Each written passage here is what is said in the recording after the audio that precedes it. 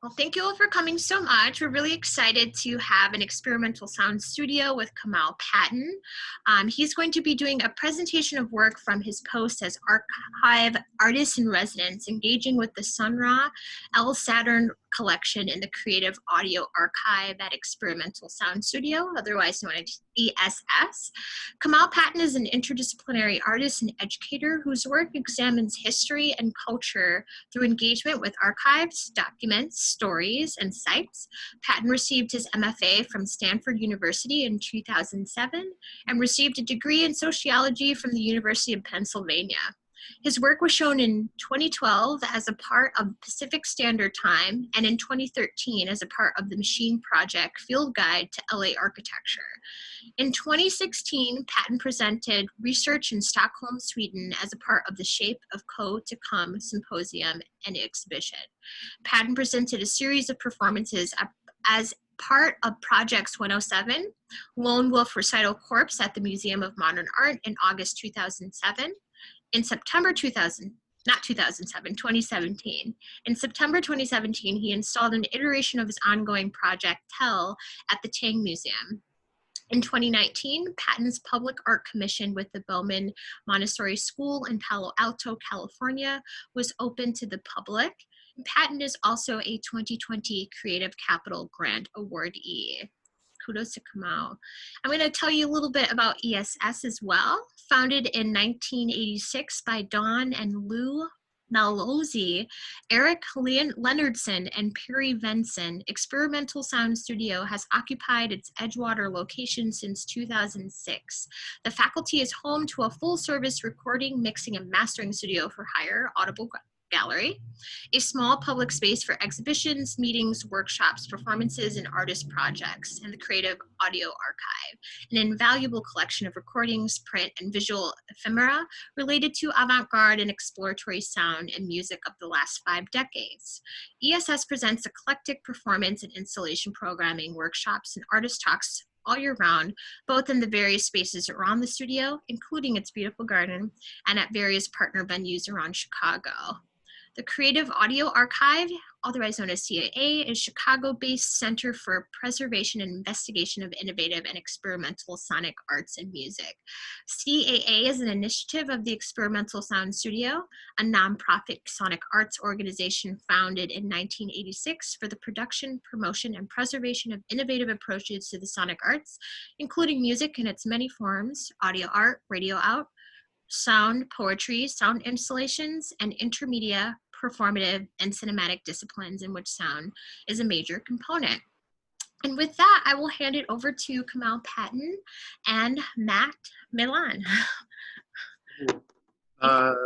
Thank you, Sarah, for having us. And yeah, thank you, Matt, for inviting me to work with this archive. So, yeah, I mean, tonight I will share some, I guess, draft works in progress of material that comes from the archive. I mean, what can I say about it? It's a mixture of sounds that I've made and samples from the tapes from the archive. My focus and my interest was in Sun Ra's like poetry, like so a lot of like voice stuff, spoken word stuff. So what you'll hear is like Sun Ra's reading, like recordings of Sun Ra reading his own poems, section of some poems over the telephone. So they were labeled as phone poems. And then a bunch of other recordings of phone conversations between folks I'm actually not able to identify. I don't actually know who they are, but maybe Matt, you can talk about who they are. I imagine one of them is out in Abraham, but maybe that's not true. Anyway, he's referred to as Ham by the woman who's talking. So I'll just go with that. So it's about an hour and 5 minutes of audio. There's a video component. And mostly that is, I guess, a meditative visual piece. So I think it's focused on listening for for this piece. But Matt, maybe you could talk a little bit more about the archive itself, and you know, we can maybe chat about what this process has looked like over the past months. Has it been months? I don't know. I feel like it was like January or something. I first emailed you,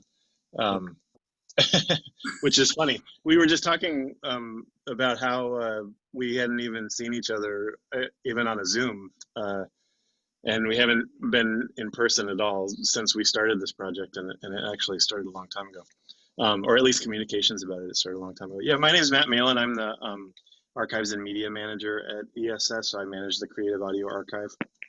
The archive consists of 9, it might be 10 now, collections.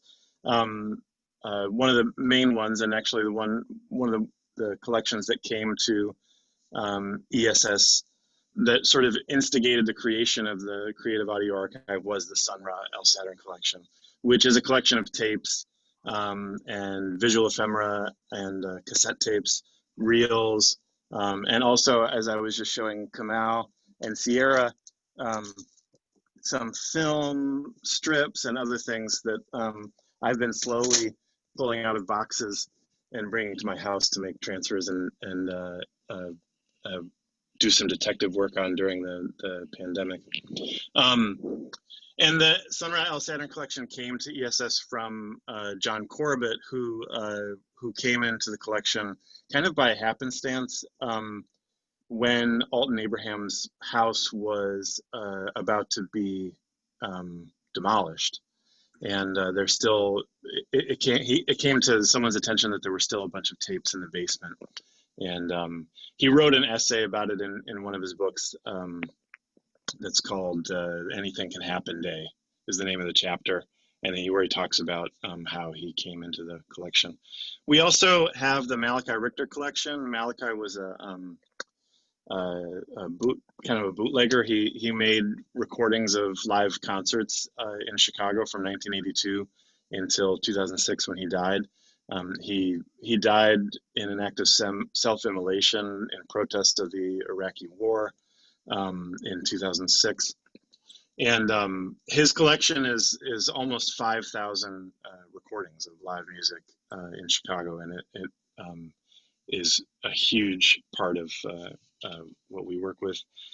We have a collection from Hal Ramla, who's an instrument builder, currently based in Milwaukee, but who's been a part of the Chicago scene and connected to ESS for many years. We have a collection from Lynx Hall, which is the nonprofit dance space that also housed a lot of experimental music concerts over the years in Chicago.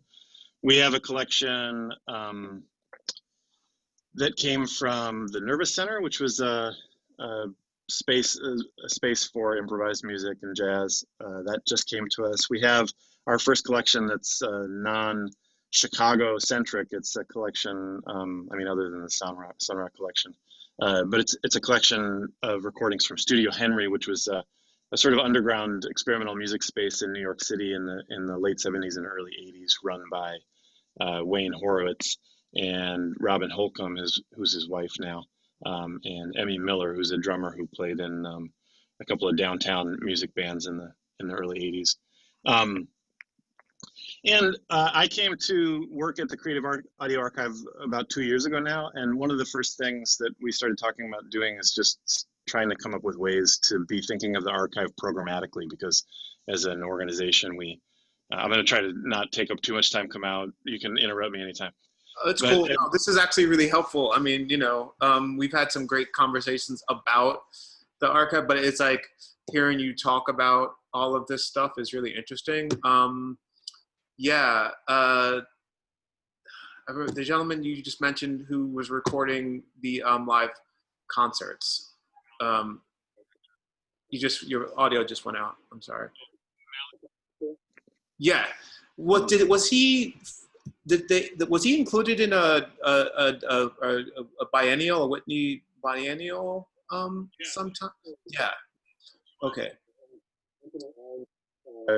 Curated part of the biennial, I think in 2016, and he brought in Mark Fisher, who's actually the other archive artist in residence, in part because Mark wrote, as a part of that biennial, Whitney Biennial, Mark wrote an essay about Malachi. And that was really my first introduction to Malachi. I didn't know about him until I read this thing that that Mark had written. So I asked him to come in and do something with the collection, similar to what we've been doing. So we came up with this idea that we needed to be creating programs so that the archive was existing on the same level as, or at least had a chance to exist on the same level as the concert programming that an organization like ESS does. So we started doing some listening events, and we did a couple of those.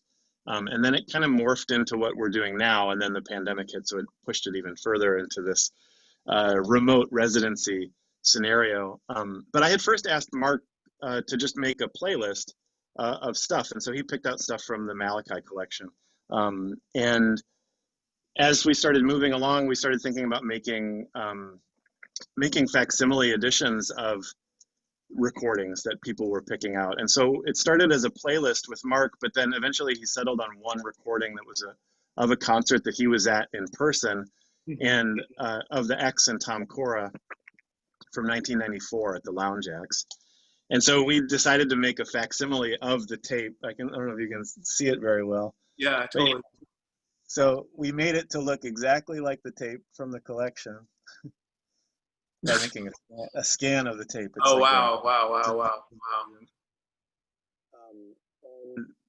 And then we just made an edition of 100 of these. And then Mark, so we have like 3,000 tapes that look exactly like this, that are Maxell, cassettes with Malachi's handwriting on it. This is the facsimile, so it's the printed version of it. That's cool. That's a picture of the original tape. And then what Mark did is then he made a publication to sort of contextualize that recording. So he made this what he called the X and Tom Cora scrapbook, and he has a series. Mark does a project called Public Collectors, where he goes to the Harold Washington Library and finds things that are available to the public to see, and then we'll make copies of them or make little publications out of them. And he found the original photographs taken by a photographer for the Chicago Reader that were printed in the Reader in 1994 alongside a review that was written by Bill Meyer, who still writes for the Reader now. And so we got permission to reprint that review along with those images. And then Mark also got an email from G.W. Salk, who was the lead singer at the time, who sent in a photo booth image that they had made that night of the gig. So he printed that out and printed it with G.W. Salk's email. And then he also found things like this, this is the website, the Chicago Shows List archive. So there's an archive of shows that happened in Chicago, and it's this beautifully, 1990s HTML website. And he actually printed out February 1994, which included the listing of that concert. Anyway, I kind of jumped through that, but what we started out thinking about is, let's do live programming around archive items. But then it turned into, well, we could do more than that. We can highlight recordings, which is what we need to be doing anyway, drawing attention to recordings that are in the collection and making them available to the public and our community at ESS in some way. But then we could also be commissioning artists of our time to be engaging with the material, which then led me to asking you to be involved with the Sunrock collection, and taking it even a step further from what we did with Mark and getting into making new work that's utilizing materials in the archive or being inspired by the archive, which ESS has actually done in the past. There's a really amazing LP that Colleen Smith did called Black Utopia, utilizing the Sunrise Saturn collection. And Mike Reed wrote a really great piece as part of that residency too. So we're sort of picking that back up and also building on it. No, it's you know, working with this material, and it's particularly at this time where you know, I've been spending a lot of time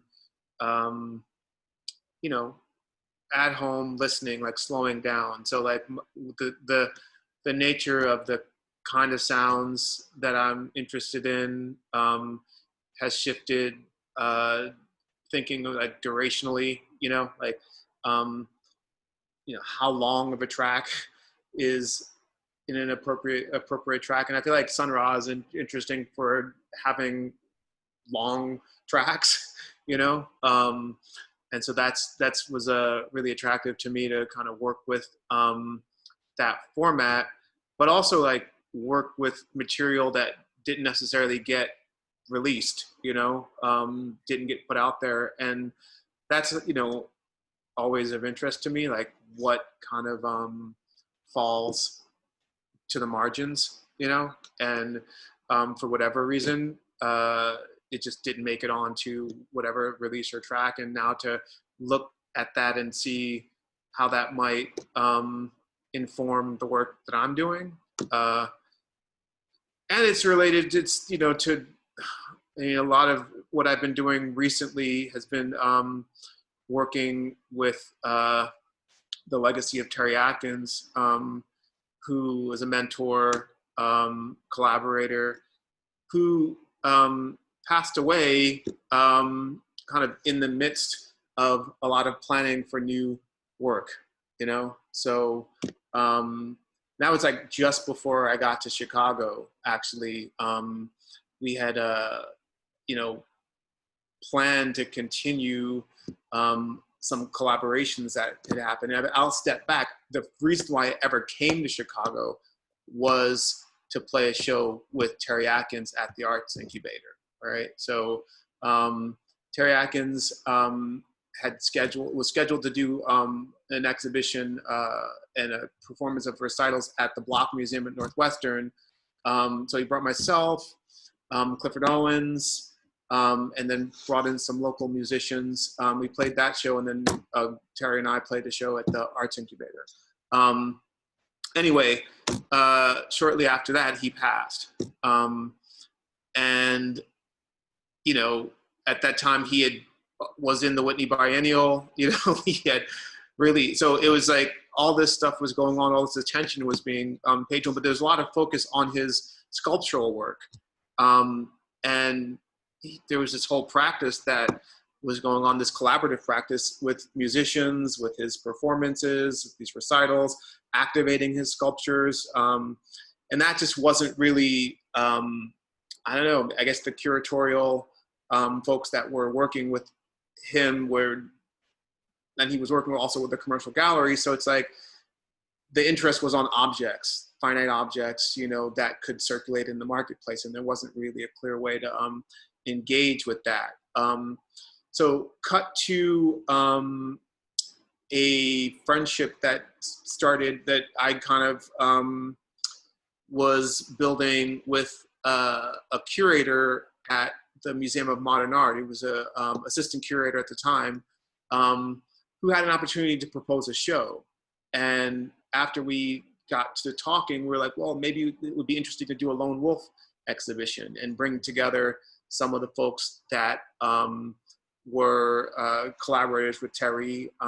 We'll show his sculptural work, but we'll also have an opportunity to perform some of these scores and give you know, a broader kind of view of what exactly he was all about. So in reaching out to folks that had played with him, you know, names like Jamaluddin Takuma, who, you know, played with Ornette, you know, was part of Prime Time, Dick Griffin, who was part of the orchestra. You know, you get all these guys that were coming in And it really just like opened up my understanding of like his network of folks. But it also got me thinking about like, oh, well, what does it really mean to keep care of someone's legacy, right? And to re-engage and activate work that, you know, essentially had been archived. So we re-performed certain kind of key performances, but also started to like look at works that were never performed at all, you know? So for the past, you know, many years, I guess since 2015 to now, I've been engaged in this practice of like interpreting this scores of Lone Wolf. So, and via various folks been connected to the legacies of other groups, as I said, like, you know, Ornette's Prime Time and the orchestra. So this opportunity to engage with the legacy of Sun Ra and some of this material was, yeah, really a great opportunity, and thank you for the invitation. So, I mean, that's essentially what we're going to be listening to, is just, you know, my pass at some material that was, in my mind, kind of like pieces and parts, you know, drafts, materials, recordings that, you know, rehearsals, who knows, and so to bring that together as a new piece, which the plan is to do a release of this work, or some iteration of this work, in January, right? So that's where we're at right now. Cool. Man, just hearing you talk about it. So it's so interesting. I was just before we weren't allowed to go on airplanes. I was on an airplane ride to California, and I was sitting next to this guy. He had a trombone. He put it up. Oh man, I wasn't planning to talk about this, so I'm blanking on his name right now. George? Anyway, George? No, it wasn't George Lewis, was it? Dick Griffin, George Lewis. No, Vincent Cheney is a French horn, I think. But anyway, all the trombone players, you know. Older guy, he was probably in his 80s, and he was on his way to Seattle, and we started talking. I was like, "Oh, that's your axe." I had my axe with me because I was going to play a gig, and so we were talking about what it's like to travel with your instrument and stuff like that. He was like, "Yeah, I'm on my way to Seattle because that's where I teach, and I've been teaching there for a long time." And eventually, it's like he's like, I was like, "Yeah, I'm coming from Chicago," and he's, "Oh, I grew up in Chicago," and eventually he's like, "I was in the orchestra. I played with Sun Ra on the first like 3 or 4 records." And so the cool thing about the more that I engage with the collection and just like Sun Ra in general, I realize, you know, how extraordinary both the you know, he's known to be prolific, so he made a lot of material. Yeah. And he recorded everything. So then that is part of the prolific nature of his output. You know, like he made LPs that were just like rehearsal recordings and stuff like that. But the other thing that's extraordinary is the length of his career, and that he also moved around, and he brought his group with him. So it's like you have this constellation. I mean, forgive me for the you know, the metaphor, cool. Dorkiness. This constellation of people that were like moving around over a really long stretch of time. And I guess the older I get, the more I realize like how many people his work actually intersected with. Yeah. And then how that is like just connected to so many different scenes and people. And I just think it's really interesting and extraordinary. And so it's cool to hear you talk about the work that you're doing too, and how the same kind of thing. Yeah, I mean, it's just like, it's about a social practice, and that these bands, groups, families, whatever you want to call, you know, operated in a way that was an approach to life and living and empowerment zone. You know, it's just like, if you think about like Sun Ra, and what my understanding is, like, you know, these folks, the guys were living together, you know, traveling together, and you know, when you just take the music up, I can't separate that from the music. Do you know what I mean? I can't, it's like, so it feels very much about a lived experience, about a politic, about a approach to life, about a value system. So so that's cool for me to understand and think about those aspects of it. And when hearing him talk and listening to his poetry, he talks a lot about fellowship and brotherhood. You know what I mean? And yeah, and family, and that's you know, I feel like that really informs for like a band leader, you know, to bring a lot of folks together to like multiple instruments in unison to like take a journey, take a trip is really interesting. I mean, and that in comparison to someone like Ornette, who I guess had a different approach to the idea of unisons. Do you know what I mean? But not a big band guy. This is a big band leader. Do you know what I mean?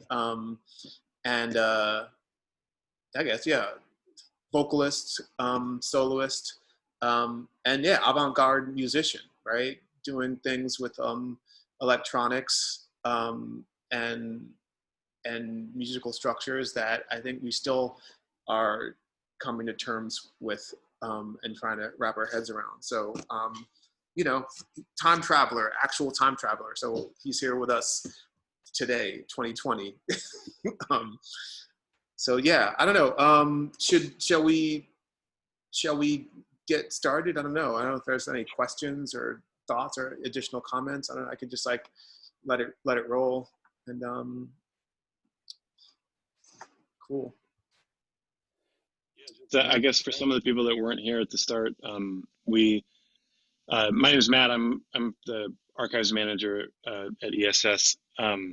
We brought in Kamau. We started working together to make with Kamau as an artist in residence, working with material from the Sunrock collection, and he's now going to give us a glimpse into some of the work in progress that he's currently making for a release that'll come out in January. So you did say that a minute ago, but I noticed a few more. No, and I guess in terms of like titles, there's two pieces. They're about a half an hour each. The first work is started out with a piece that I was working on titled Lemuria, and to that is brought in the base is that piece, the Lemuria piece, and then opens up into the Sun Ra poetry, and so his reading and some of the sounds from the archive. So now like the title of that has shifted to The Past. So I guess there's a new title, The Past. The second work is untitled. I'm not yet set. I guess the working title is Ham, because that's what I remember from it. So those are the two pieces that we're gonna listen to today. And there's a woman on the second recording. I don't know who that is.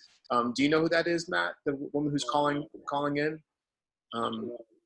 I have, I was telling you about the film strips that I have. I also have some slides that I found that I scanned in, and they're of like a vacationing family in Wisconsin Dells is what it looks like to me. Okay. And I sent some images to Corbett to see if he knew who it was, but he didn't know. So he was sending them to Alden Abraham's family to see if they knew who it was. So we could do the same kind of sleuth thing. That's like what we've sort of been up to, cool. Trying to find little pathways to things. Cool. Like, no, that would be really healthy. But what struck me, I mean, you'll hear it, some bits and pieces of it is just with this recording, it's really just like super mundane. And I guess there are recordings on the answering machine and recordings that are set up in the office on the other line. I guess he's got to pick up on the telephone. But a lot of what's happening in the second recording is just really like mundane. Hey, pick me up from the store, or like hey, I gotta, can you help me run some errands? You know what I mean? So I found that really interesting. The side talk, not always about business, but about business, the business of living, which made me kind of think even deeper about the kind of communal and family aspects of what the orchestra was. So cool. All right, so I'm gonna press play. Like I said, it's about an hour or so, and then if folks are still around, we could maybe answer a couple of questions. But yeah, I hope y'all enjoy. Cool. Oh yeah, I will have to say that there's a title card that says Tell. Tell is essentially like my music project. You know what I mean? So most of what I do and what I put out as music or as sound work is put out under Tell. So that's what you'll see in the title card.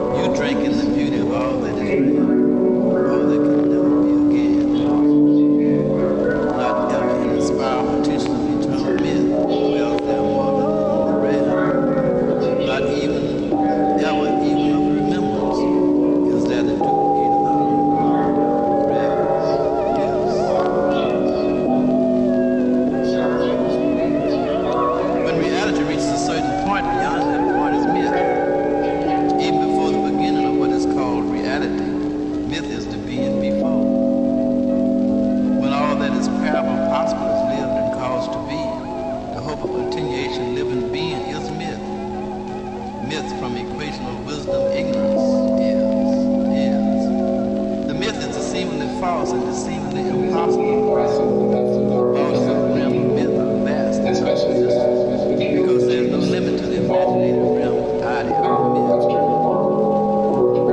Here's a challenging on the bold and wise, ignorant should pioneer. Seek to know. Therefore, they are ignorant. They seek to know. And they are wise. Seek to know. And to know first is the earth. The law in the realm of myth is a non-law. Because myth is a magic presentation of the non-existent reality of a singular real law. So it is what it is, and yet what it is not. The myth touches every real level, so the myth creates a greater myth. Out upon the plains of myth, strange unreality. Strange because it is not according to the proper accepted law. The non-reality may sometimes be expressed by the word non. Sometimes that which is reached at the end is considered not. So that a problem arose and a way out can come at the same time. Scientists will examine the skeleton and read that there are millions or many thousands of years old, and it's gigantic. Air is space. Air is melody. Air is mental, not spirit. It is the air that we breathe that is important to the active existence of ourselves. Likewise, it is the air that we listen to that is important to the active existence of our minds. It is the air that is important to understand An examination of nations and the measurements of the spirit of things, the way of things, the way of things, the manner of its things, head is over 18 inches the wide, state of and things, its neck and the is state. 5 feet long. Such creatures were evidently very frequently seen on the shores of Lemuria, The word and state. were sources terror to the inhabitants of the continent. Perhaps the most interesting of the various species of animals that have been found. I have nothing, nothing. And that which was the most important Yes, I am. was that That's the weakness. I treasure riches, nothing. I have nothing. Vast, endless, nothing. It branches out into the realm beyond the realm. This and these are mine. They say that this fossil creatures They cannot be met. The idea of nothing, certain distinct notions of differences nations. that scientists have easily found. I have the treasure of nothing. Specimens of All of it is mine. these creatures were He who would various build a magic sizes and sizes, world, exchange powers, and often take flight in this treasure, the size in this realm of nothing. or 6 feet in height, standing upright. Words without wings, words without wings, words tense. Are they unaware that wings should be? Words without wings, words tense. Take off, sit, relax, and drop to earth. Are they hurt? Angry? Again, break, take off wings. Again, pause, tense. Ready, go.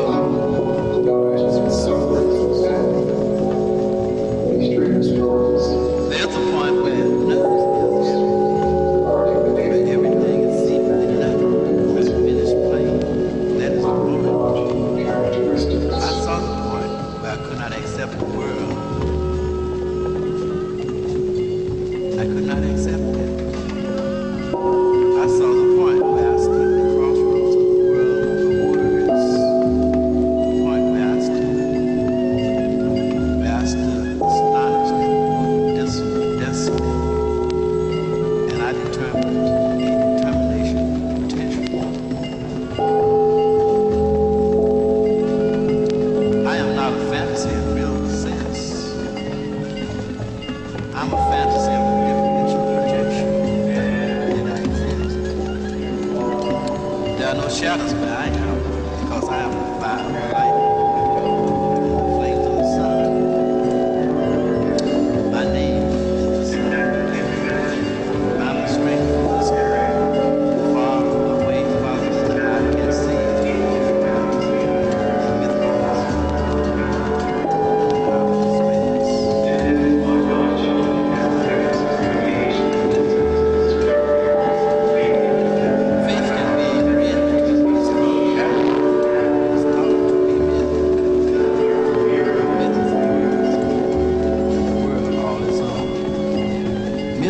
Attributes, magic, impossible, faith, all sympathetic to the word myth. If you're not a myth, whose reality are you? And if you're not a reality, whose myth are you?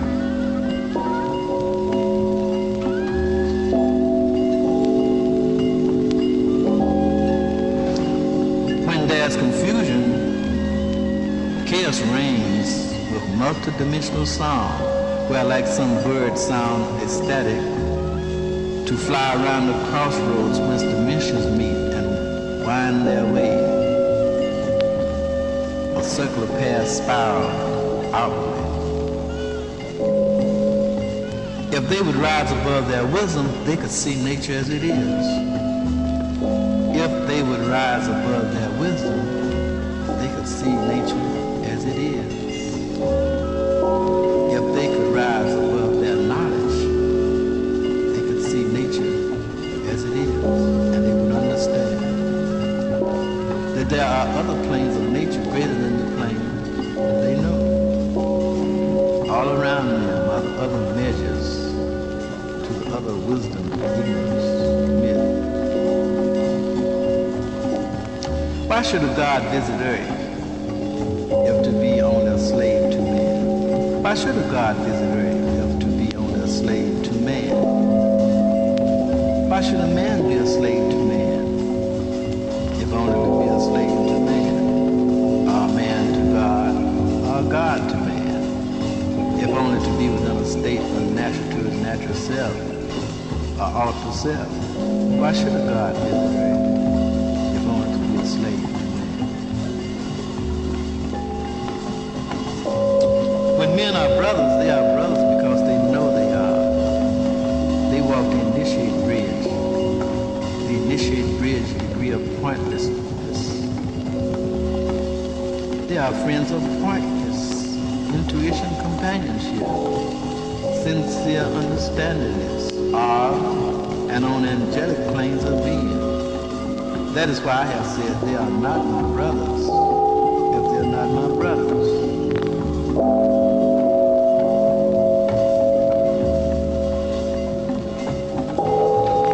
The black rays of the black race have touched immeasurable wisdom and therefore the unknown quantity. See how they are not understood, because as they are is not understood, and as to what they know is what they are.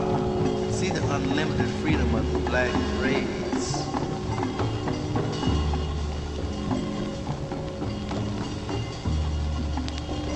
Only to be bottomlessly humble is to be bottomlessly cast out until there's none to compare.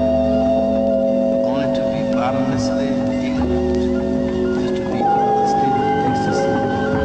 That ignorance which gives art to unknown. And this unknown is of greater chaos, or chaos is immeasurable.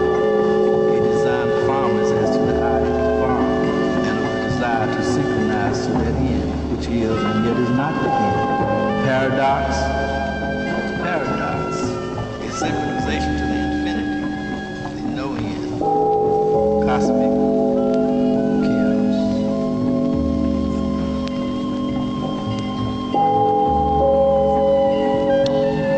When you meet a man, you meet a scheme of words, patterns of concept, a concepted being whose very conception is called.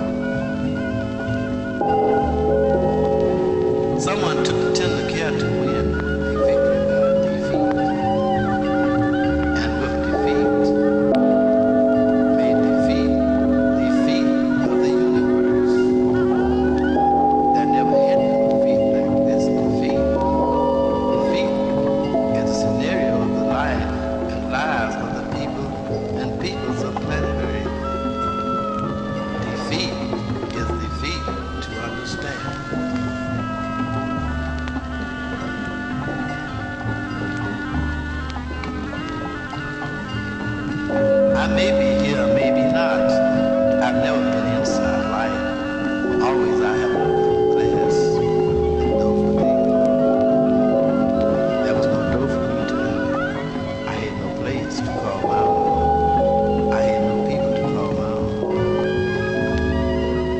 I was and am theirs, if they care that I be. But since they came before me, how can I say they are mine?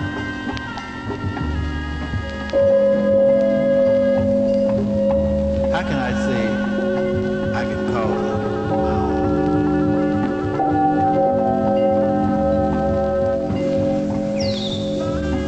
Perhaps they are a world of aliens far and high, but alien powers. So out became the truth for me instead of in. There's no room for those without in the end. There's no room for those without in the end. It is written. There was no room in the end. Is life in life? Is life temporary? In life, everyone seems to be temporary. It is temporary. Is it temporary? What can people do worse than the way life is allowed to treat them in the enforced roles of the game of life? Life allots to them that allot. That lot. It's a heap of shame and vanity. The useless end, inconsolable death. I speak of, but I do not speak of anything, because I speak of everything. I speak of I, but when I speak of me, it is of me, because we are. And that is why we feel as it is. We walk the earth together, and together we will and do sail the skies of other climes and worlds eternal. As me, I'm here, but as I am always there. As me, I'm here, but as I am always there. As somewhere else is there, because of the needs and needs of the us.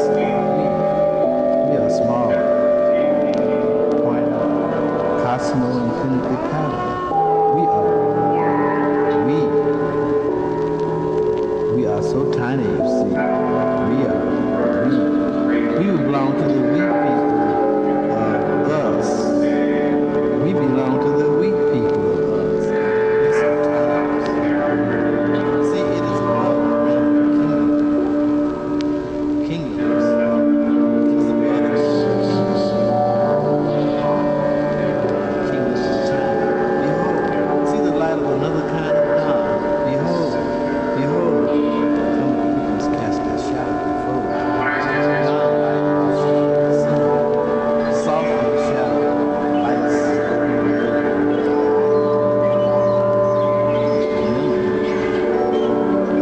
Did you not read? Did you not read yet about the small voice that spoke? Interpret beyond the curse. Interpret beyond the risk. If you interpret, listen to the voice of the Son. Interpret. Can the Father sing the perfect word? Fly with wings of the Spirit to the eternal spheres of being. It is of being, and not of this life you choose to call life. For this is life, but it is not the kind of being ultimate utterance, not being in reality, not being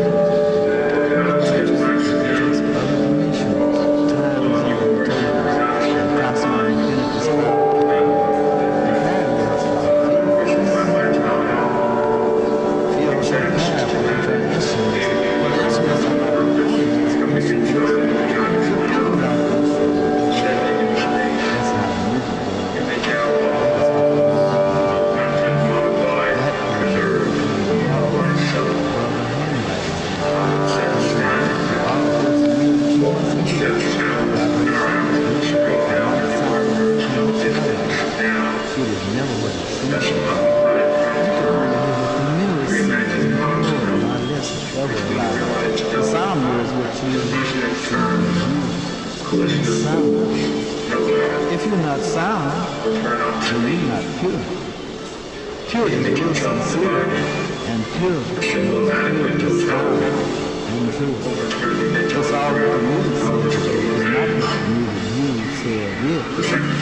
It's all what the music says of you. The music is a living mirror of the universe.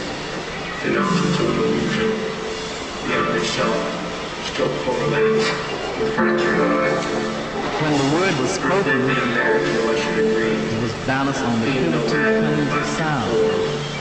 When it was written, it reflected one plane of sight, and the triple meaning of the multiple visions was no longer apparent, because the meaning of the balanced word on the pivot's planes cannot be written as revealing as it can be thought of and felt, because the eye of the pivot's plane is like a touch of vibrating magic, and the magic is listen ignorance of the speaker, understanding intuition.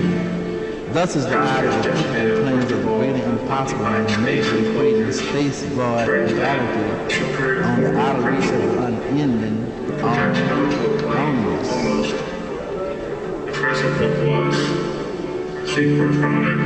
Beyond other thoughts and other worlds are the things that seem not to be, and yet are. How impossible is impossible? If the impossible is a thought, and everything is real, I do.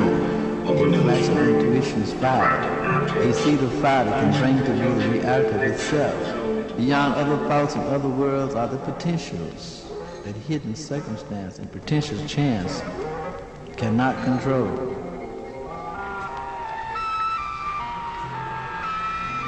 The past is a dream. If it is not a dream, where is it now? The past is a dream. Something that came. Yeah, I mean, yeah. But I can't listen to you. I have to put it right on the thing. It's got the condenser microphone. I have a condenser microphone cassette. Yeah. What can I... Ready? What can I say other than the music itself? Other than the music itself. Music? Yes. To the ears that dare to hear, that dare to hear, that dare to hear. Both the silence and the sound. Music? Yes. The silence, sound, humanity, necessity, belongness.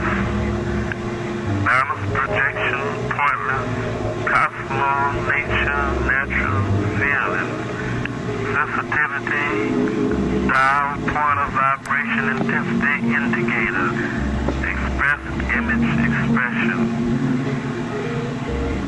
Express, image, expression, need, necessity, being called, alter, otherness, continuance, on. The music is the word of words.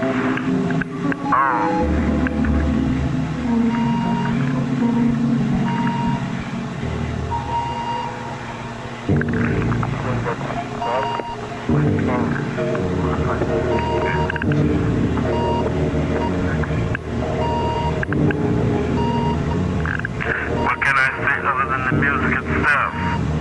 Question mark. Music? Question mark. Yes, comma. To the ears that dare to hear, that dare to hear, that dare to hear, that dare to hear both the silence and the sound. Period. Music? Question mark. Yes, comma. The silence, sound. Duality, necessity, belongness. That's B-E-L-O-N-G-N-E-S-S. Balance, projection, pointless, cosmos, nature, natural feeling, sensitivity. Dial, pointer, vibration, intensity, indicator,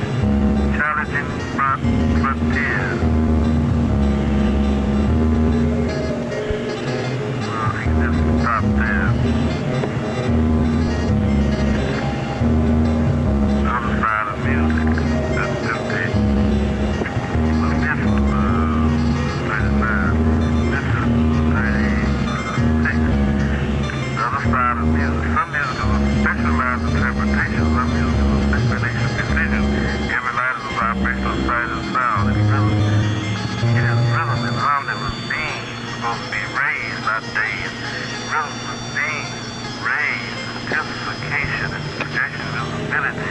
music is light and darkness, transcendental vitality, stimulation extraordinary, equational harmonic differential false prelude to the sound that on its made.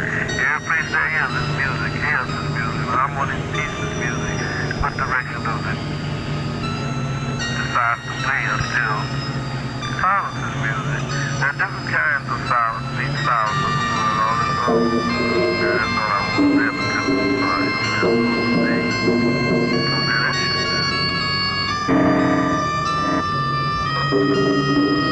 Yeah, that's a plenty.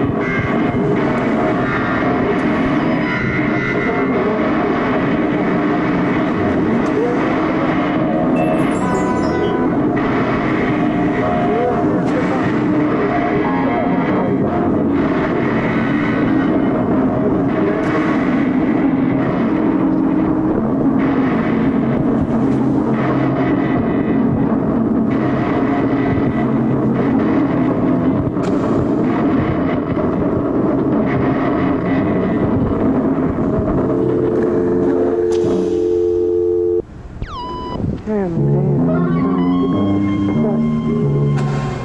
didn't have Mr. Phone pick up. Well, I need a read. You didn't have, I need a read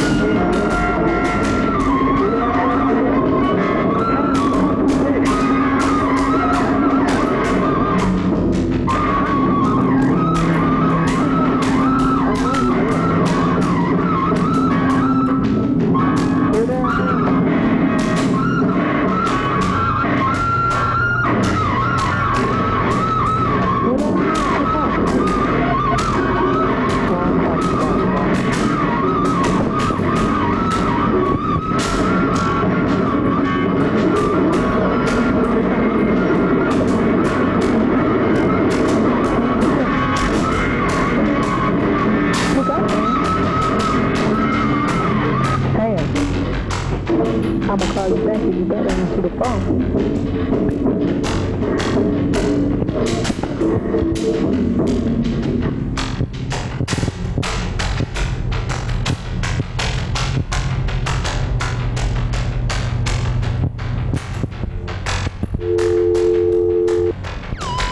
Pam, you there? 300, pick up. Hello? Pick up, Pam. Pam. Pam, pick up. Hello? Pam, well, it's 7 now. I'm gonna call you back at 7:30 or 8 o'clock. Bye.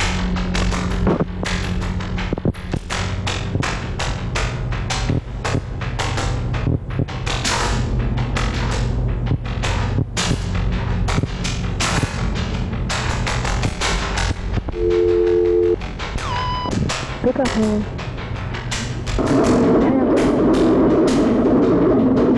Pick up, Pam. Pam, pick up. Pick up, Pam. Later, scalper.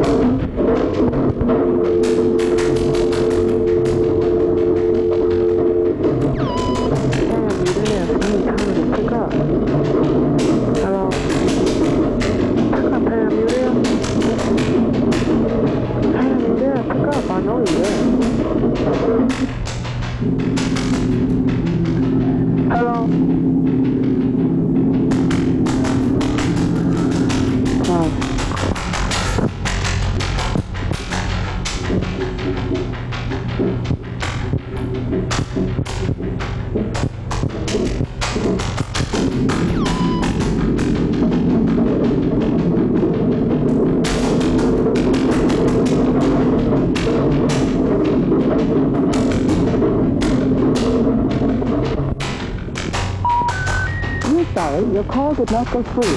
Will you please try your call again?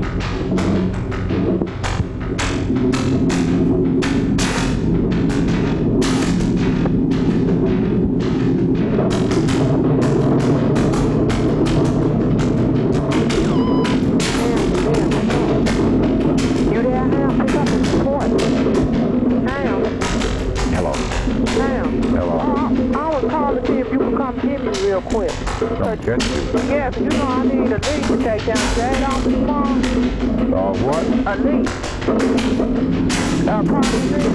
Yeah, I know what it is. No, I ain't got one since the baby got the phone, but now I got a lead and I want to take it on mama house so they can type it in.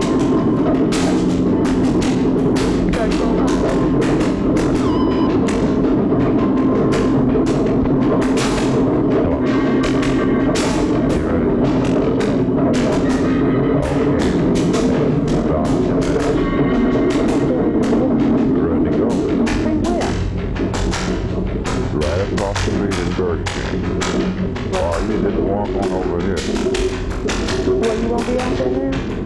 Within 10 minutes. Okay, well, I'll be there over there.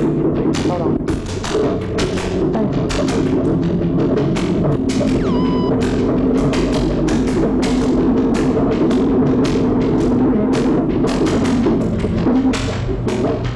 Pick up, man.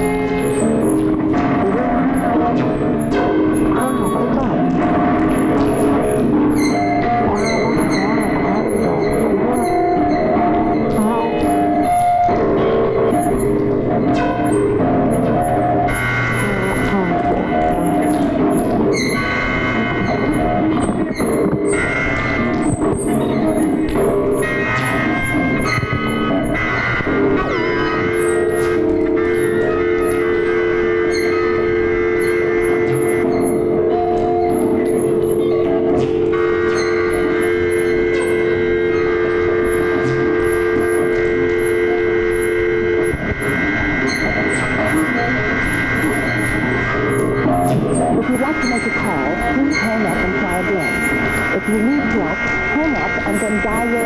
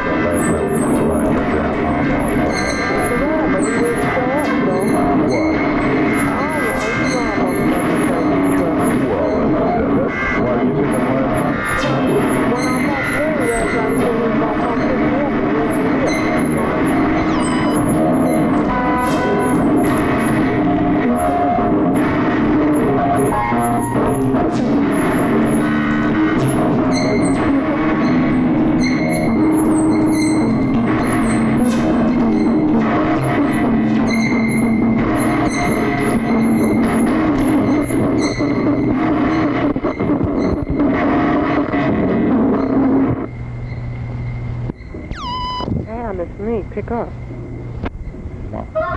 Hello. Hey. Yeah. So you gonna come?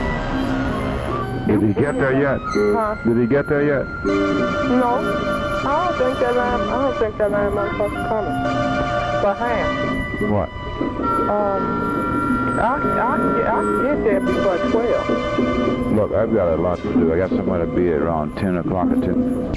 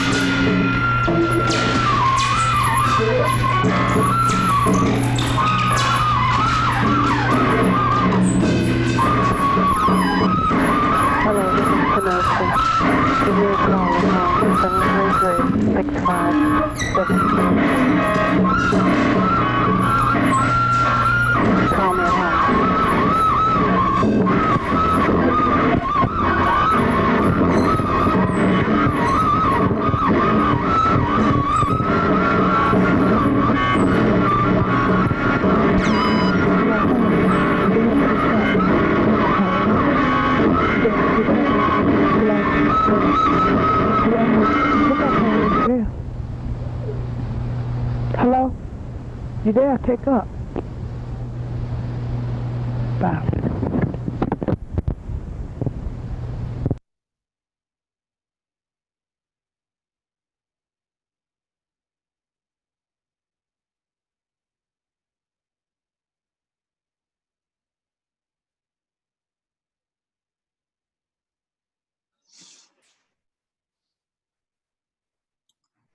Yo, that was awesome.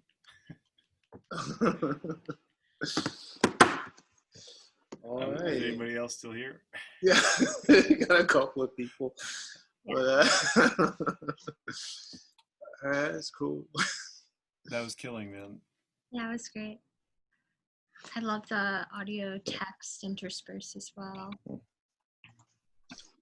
voicemails. Cool. Yo, Kamau, I do have a few questions. Yeah, shoot. Yeah, no problem.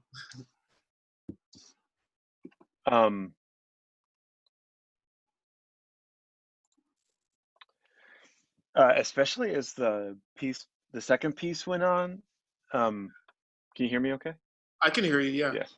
As the second piece, okay, great. As the second piece went on, I started to Well, in the first piece, I had a better sense of what was your material and what was material from the collection.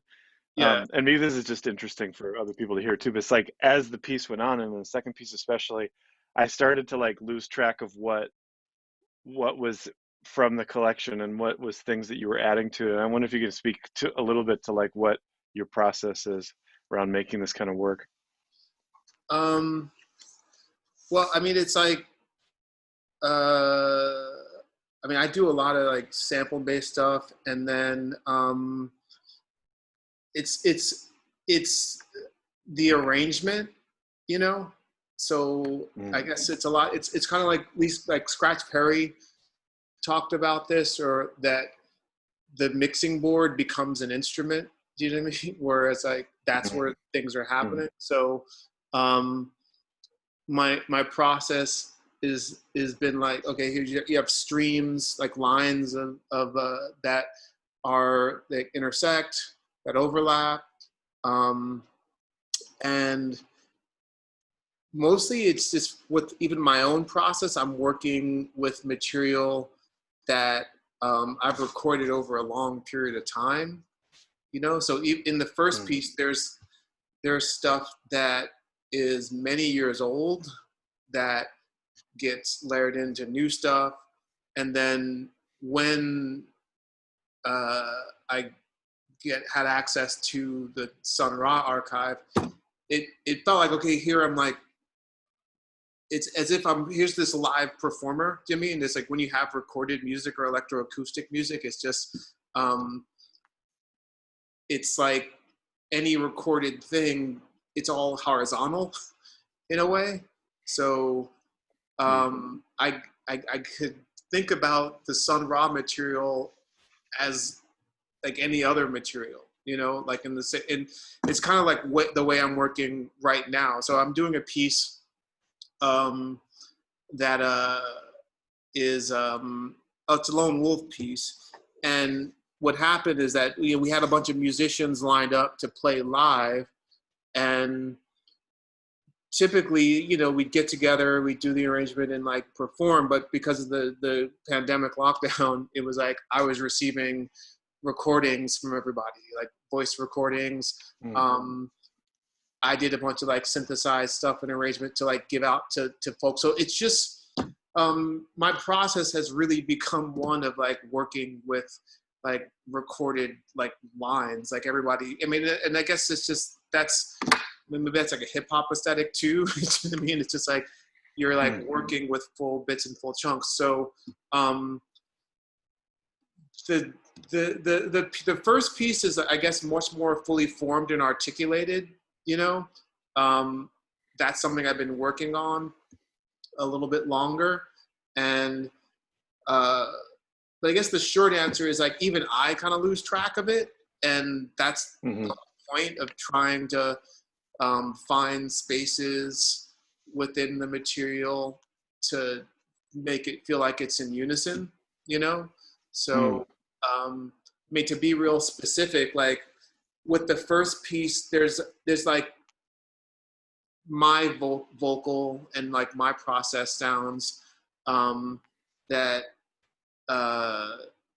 for me was like to do this kind of holographic thing where you've got the Sun Ra's like waves, then voice, and my like waves like interacting to create some like third thing, you know. And that's, I mean, I'm happy that it was, you know, that it becomes confusing, because it's the whole process is meant to generate this third thing that is a new thing that doesn't feel like any of the original. And so, I mean, me with a little bit more awareness of it and like the consciousness, like, because like there's spaces, I try to have each like line be pretty spacious so that you can start filling in the gaps and like new patterns will emerge out of that. So, and you know, I'm also trying to like match things like rhythmically and tonally, so that they can do that, so that they really can merge, intersect, and like and come out. So there are like discrete different sounds, I mean, if you listen closely, like some of the sounds are just more modern, you know, like they're just not from the same era. In the second piece, I think that's that you could really, I mean, you could tell, I can tell just from like the synthesized sounds that are just, he's using a different set of instruments. You know what I mean? So, but that's the point with this, is just to like find ways that it just can meld into itself and emerge like a new thing, as if I'm playing with the time traveler, like he's here. Yeah, totally. Yeah. Yeah, there's just like this like organ shit that was happening, and I was like, man, I don't know where that's coming from, but it was blending with some it was great, man. I was really stoked on both There's also pieces. like combining the stuff that is in the archive in ways that it wasn't combined. Yeah, totally. First place, you know what I mean? So that's part of it, which is like the second piece was heavier on that, where it was like, okay, here's these tracks that now they're gonna meet, you know what I mean? So the vocal tracks for the second piece didn't have the instrumentation, you know what I mean? So these are, I mean, that second piece is more of an arrangement, you know what I mean? And so I think as it evolves, I think laying in more instrumentation and like kind of figuring it out is going to happen over time. So it's awesome. Yeah, it's great. It's great to hear those recordings in a different context, because it's like the answering machine recordings in particular, like they're tedious to listen to on their own to a certain extent. Like they're interesting at first because it's like you're trying to figure out what's being communicated, but in this context, like all of a sudden they have this sort of like, especially coming after all of that poetry from Ra, and then your speaking voice too in the first piece, like it's totally recontextualized into this kind of intense, there's an intensity to it at the end. It feels much more like I don't know, urgent than it does in the on its own. On its own, yeah. I mean, I like that about Sun Ra's albums as well. Like you'll have like different tracks that'll, you know, be like, oh, it's some ragtime thing, and then in later on in the album there'll just be this really like intense noise track. Like you said, is urgent, and but I feel like there's an urgency that is present in his music, you know. I think he's really aware of time, aware of his own time on the in this dimension on the earth. Do you know what I mean? And I think he was aware of that he wasn't necessarily going to be recognized, you know, in his time, you know, that he had to like make stuff for the future, you know. So that's how I feel about like working with it, is because it feels really present, you know. I'm like, okay, like, I get that, but I don't know if I would have gotten it at that point. I mean, who's to say? But it doesn't really matter. It's 2020, and now I'm like, it feels natural. The sounds feel, especially, I mean, now it's like, yeah, we're in an urgent time, you know, where there isn't a lot of time to kind of, sit back and not be heard and speak up. So I get that from his music, you know, or his sounds, that they're like, they're a cry for action. They're like a language that is like, is an invitation, but it's like, yo, are you getting on this spaceship or not? You gonna hear this or you're not gonna hear this? You know, you ready for this or you're not, you know? So, but yeah, it's been really nice to work with this material. And so I mean, thank you for having me. Thank you, man. And whatnot. Yeah, thank you, Hyde Park too, for Art Center, for having us. Yeah. Tonight. Thank you so much for being here. It was such a pleasure to see this all unfold and see what you've been working on during this time. Glad to see what's to come as well too.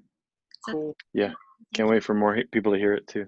yes, as we are recording this, and we will be sharing it out as well on our YouTube channel, so more folks can see and hear, and I'll send it to you too as well. But thank you all so much for coming. This concludes our program tonight. If anyone doesn't have any more questions or comments or anything, feel free to chime in. But if not, thank you all and have a great night. Thank you, Kamau and ESS. Come check out Artists from Chicago if you have not yet. We have a little less than 2 weeks left of the exhibition, and our space is open by appointment only. So please do come through. It's free, and check out the work of 50 artist-run spaces around Chicago. It's a great show, and Kamau was talking about, this is not the time to stay silent. It's to make your voice heard. All of these different spaces are making their voices heard, and their artists, giving them this platform through this show. So please do come and check it out. Thank you all so much. Have a good evening. Thank you. Bye.